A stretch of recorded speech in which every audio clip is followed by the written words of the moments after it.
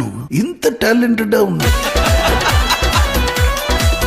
గురుగారు లక్ష్మీ దేవత ఇంటికి వచ్చే మార్గం ఏదైనా చూపు. లక్ష్మీ దేవత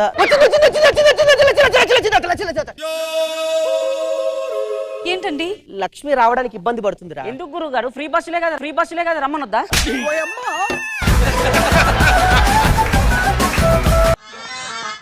వినపడింది. నేను సైలెంట్ గానే వేసాను కదా. సాంప్రదాయిని సుప్పిని.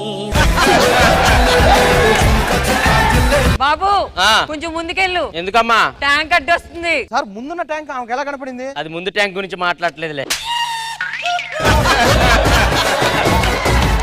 జనరల్ గా అబ్బాయిలు వెంట పడతారు, అమ్మాయిలు దూరం పెడతారు.